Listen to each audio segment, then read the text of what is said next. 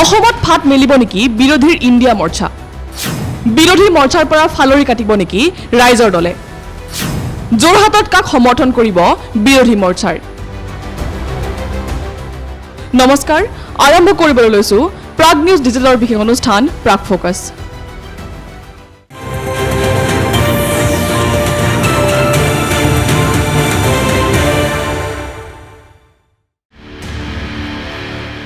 সমুখত নিৰ্বাচন সমগ্ৰ দেশৰ লগতে ৰাজ্যটো বলিছে নিৰ্বাচনী বতাহ এবাৰ বিজেপিক প্ৰতিহত কৰিবলৈ কংগ্ৰেছকে ধৰি বিৰোধী দলসমূহে একত্ৰিত হৈ গঠন কৰিছে ইণ্ডিয়া মিত্ৰজোঁট ইতিমধ্যে ইণ্ডিয়া মিত্ৰজোঁটৰ কেন্দ্ৰীয় পৰ্যায়ৰ তৃতীয়খন বৈঠক অনুষ্ঠিত কৰিবলৈ সাজু হৈছে দলটো তাৰ মাজতে বুধবাৰে অখিল গগৈয়ে এখন সংবাদমেল সম্বোধন কৰিছে য'ত তেওঁ ৰাজ্যৰ কেতবোৰ জ্বলন্ত বিষয়ৰ ওপৰত আলোচনা কৰে তদুপৰি তেওঁ এই সংবাদমেলত আগন্তুক লোকসভা নিৰ্বাচনত যোৰহাট সমষ্টিৰ পৰা প্ৰাৰ্থিত্ব আগবঢ়োৱাৰ কথাও সদৰি কৰিছে সেইকাৰণে আমি কৈছিলোঁ যে আমাক এটা মাত্ৰ দিয়ক আৰু যোৰহাট দিয়ক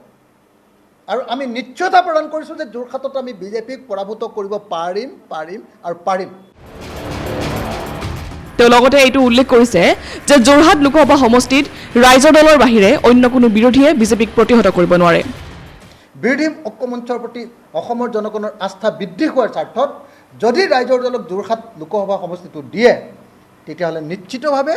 আমি বিজেপিক পৰাভূত কৰিব পাৰিম কিন্তু এইখিনিতে প্ৰশ্ন উত্থাপিত হৈছে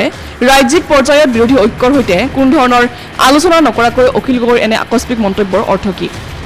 উল্লেখযোগ্য যে এই পৰ্যন্ত অসমত বিৰোধী দলৰ কোনো ধৰণৰ আলোচনা অনুষ্ঠিত হোৱা নাই তদুপৰি অসম প্ৰদেশ কংগ্ৰেছ কমিটিয়ে যোৰহাট লোকসভা সমষ্টিত অখিল গগৈ সমৰ্থন আগবঢ়াব বুলি আশংকাহে কৰা হৈছে এই পৰ্যন্ত এপিচিচিৰ তৰফৰ পৰা কোনো ধৰণৰ আনুষ্ঠানিক ঘোষণা হোৱা নাই তেনে ক্ষেত্ৰত কোনো আলোচনা অবিহনে যোৰহাট সমষ্টিৰ পৰা নিৰ্বাচন খেলাৰ কথা ৰাজহুৱাভাৱে সদৰি কৰা কথাটোৱে ইণ্ডিয়া মিত্ৰজোঁটৰ অসম শাখাৰ দুৰ্বল আন্তঃগাঁথনিৰ কথা বুজাইছে নেকি তদুপৰি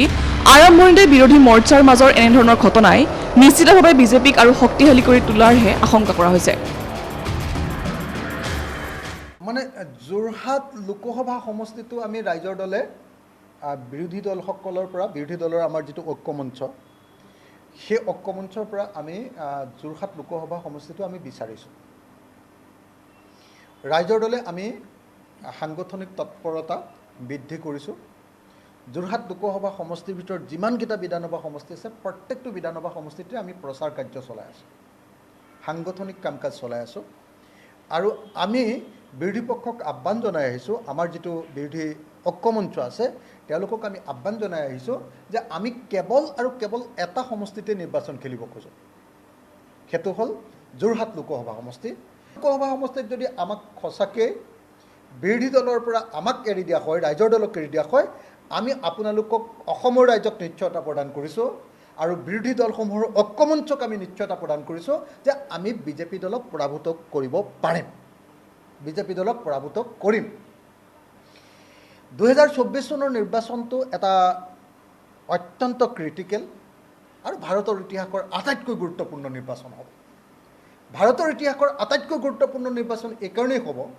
যে 2024 চনত যদি আকৌ বিজেপি জয়ী হয় তেতিয়াহ'লে ভাৰতবৰ্ষ আৰু গণতান্ত্ৰিক দেশ হৈ নাথাকিব ভাৰতবৰ্ষৰ সংবিধান বদলাই পেলোৱা হ'ব আৰু ভাৰতবৰ্ষত হয়তো ৰাছিয়াৰ নিচিনাকৈ চীনৰ নিচিনাকৈ এজন মানুহে দীৰ্ঘদিনৰ কাৰণে মৃত্যু নোহোৱা পৰ্যন্ত হয়তো নৰেন্দ্ৰ মোদী ডাঙৰীয়াকে প্ৰধানমন্ত্ৰী হিচাপে ডিক্লেয়াৰ কৰিব পৰা সাংবিধানিক সংশোধন আনিব গতিকে আমাৰ দেশৰ গণতন্ত্ৰক যদি বচাব লাগে আমাৰ দেশৰ সংবিধানক যদি বচাব লাগে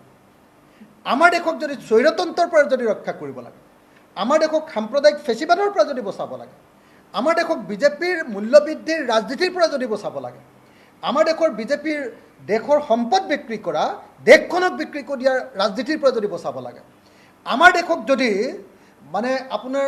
আমাৰ ব্যৱসায় বাণিজ্যৰ বচাব লাগে বিজেপিৰ এই যি ব্যৱসায় বিৰোধী ৰাজনীতিৰ পৰা বচাব লাগে আৰু আমাৰ দেশক যদি টেক্স টেৰৰিজিম কৰ সন্ত্ৰাসৰ পৰা বচাব লাগে তেতিয়াহ'লে আমি 2024ত বিজেপিক পৰাভূত কৰিব পাৰিবই লাগিব আৰু 2024ত যাতে আমি বিজেপিক পৰাভূত কৰিব পাৰোঁ তাৰ কাৰণে আমি সকলো ঐক্যবদ্ধ হ'ব লাগিব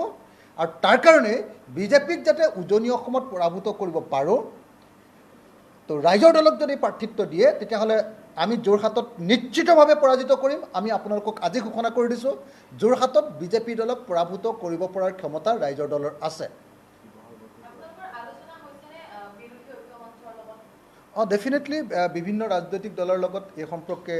আনুষ্ঠানিক আৰু অনানুষ্ঠানিক আলোচনা চলিছে। এই বিষয়ক লৈ আলোচনা চলি আছে। এই সম্পৰ্কে কোনো সিদ্ধান্ত হোৱা নাই। আমি কৈ আছোঁ যে আমাক অকল এটা, আমি আগতে বাৰম্বাৰ আপোনালোকক কৈ আছোঁ দেই, আমি কিন্তু 14টা লোকসভা সমষ্টিৰ আমি 2টা 3টা 5টা কেইবাটাতো হয়তো খেলিব পাৰোঁ, হয়নে?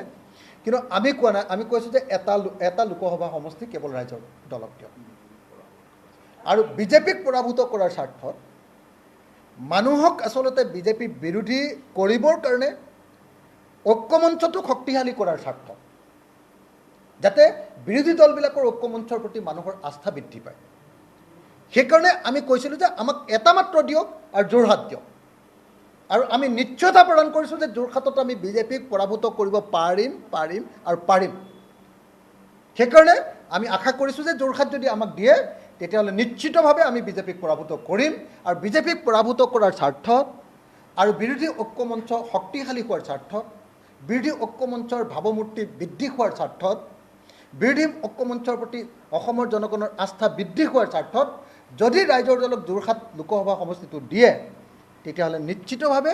আমি বিজেপিক পৰাভূত কৰিব পাৰিম।